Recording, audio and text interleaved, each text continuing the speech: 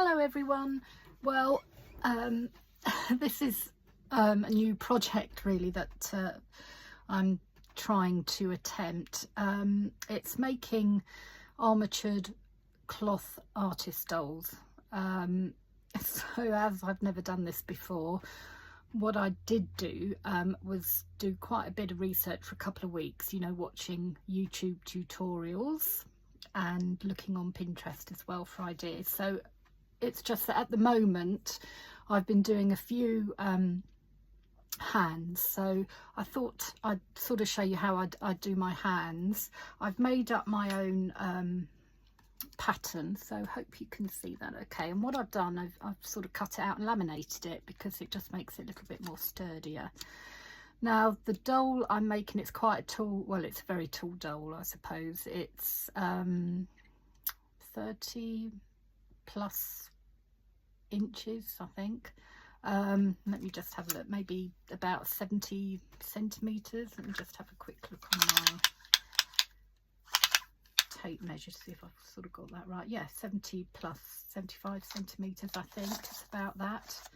And I got the pattern from Etsy, but I've adapted it a lot because sort of making template. So this is my sort of second doll that I'm attempting, because I sort of made up the first one and the head's, in my opinion, too big, so then I had to resize the head pattern. I've also, because I'm adding wire armatures to it, I split the back of the pattern as well into two. What else have I done? So yeah, I've changed the hands, split the back pattern. Anyway, so I'm on the hands at the moment, and because I might be making a few dolls, I'm using calico as well as my cloth of choice. So what I've done to start with, I've cut out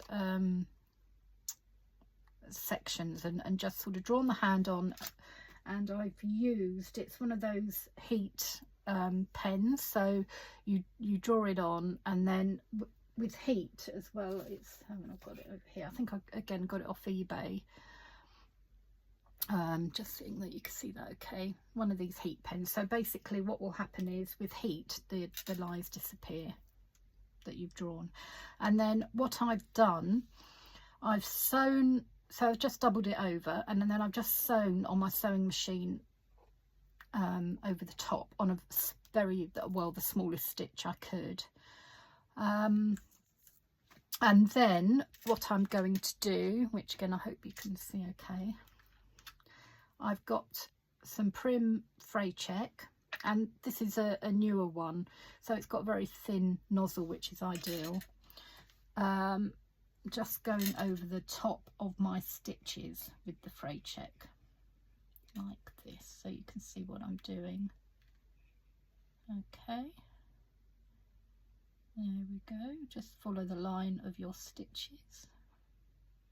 So hopefully this won't work, because I've been doing a couple and they've been okay, but you never know, you know, this is live as I'm doing it now, so I thought it would just be interesting for you to see how I've done this, because I mean, other than that, I've just really done progress pics, and I just think it's quite nice to see how someone does this. And as I say, I'm by no means, this will be my second attempt at the doll, so you know, I'm new at this as well. Now what I do is actually turn it now, because don't let the Fray Check dry. You could probably let it dry a little bit, but it's harder to turn the fingers. Now I've got this finger turning kit. You get 3 sort of brass tubes and a pokey pin thing. So it's two brass tubes and a pokey thing, and I got them off Etsy. I think it was Minerva Crafts that sold it, but it was on Etsy, because I had there was like a bigger plasticky one, which I didn't think about the size of it, which is better for turning body parts, you know, because the legs are very long on the doll that I'm doing, so that's useful for that. So a lot of people don't like using these, I don't think, and use forceps scissors. Are they forceps scissors? But these scissors. But yeah, I'm using these. So while it's still damp, I'm just sticking it inside. I'll do it this way, actually. It doesn't matter which way you do it. I'm starting with a little finger. So no, scrap that. I've got to cut it out. Hold on a second. As I say, it's live. So. Right, now just cut as close to your stitches as you can. Okay, so just cutting round and down. I'm really hoping you'll see this because it's starting to get very dark for some reason. So yeah, I think it's still okay. Cutting around. Now I've got these, I think they might be Prim scissors, but they're nice sharp little scissors I've got, and I keep them literally just for this sort of thing, because as you know, you don't want to use your fabric scissors and things like that on paper. So just cutting round. As I say, because I'm new as well, you know, it's just getting used to the order that you would do things. So, you know, it's just, as I say, it's quite good to see how I'm doing this if you're new to this. Now I've tried to do a stitch in between the fingers, because hopefully it will help them to turn. And let's have a look. So just cut down there. Now I've just done a longer arm. Some people do sort of smaller arm bits, but that's how I've done with this one. Right, now you can stick the, well, I'm just using the bigger tube for now. Stick the bigger tube up. Now the idea is you don't sort of push it all the way through. I'm just separating here the two sides, but you ease it sort of up so it should hopefully, see, it can, it's tricky because it's little, but it should sort of go through. Yeah, I can start to, like that. So then we do the next finger. Just, you might need to just push that one that's gone through out the way a bit, up the next finger. Hope you're seeing this okay.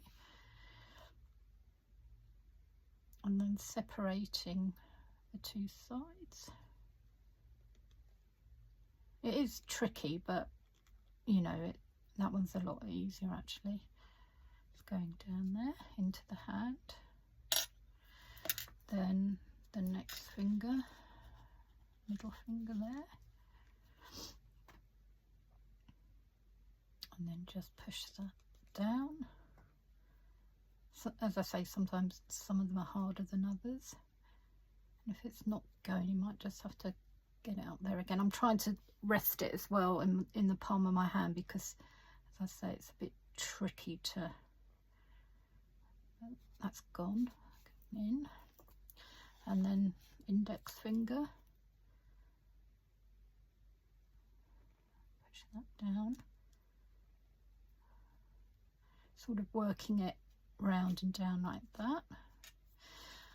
And then lastly the thumb. So,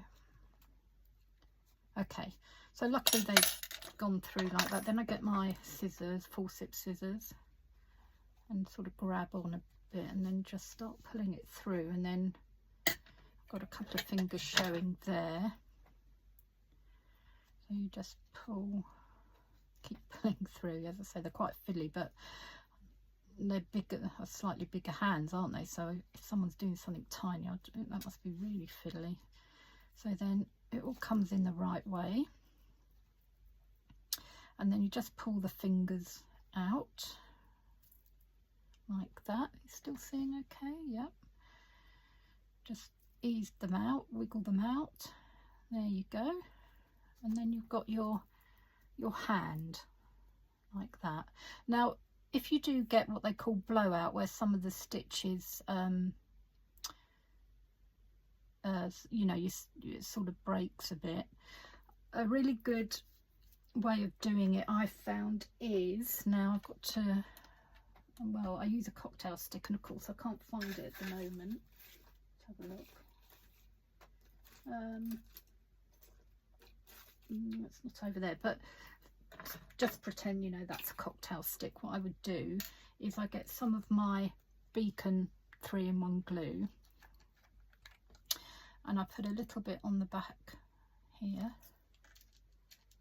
of my hand, and then what I would do is just get a little bit on the toothpick, and then if you gently push in with the glue and then you hold it there, that will help to seal it. Now luckily enough, you know, this one hasn't done that.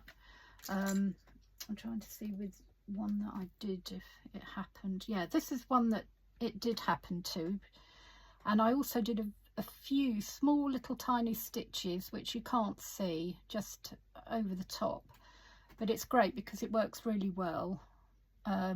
You know, and you saved your hand. So I've done those. That's the other hand I've just done. I've still got some more to cut out, and these are the others that I've made so far. So what I will try and do then is another video just to show you the next step when I get round to it, when I finish cutting these out and turning them, to show you then what I do to wire them as well. Okay, so thank you for watching, and if you have enjoyed this as well, please subscribe to my channel. Thank you. Bye bye.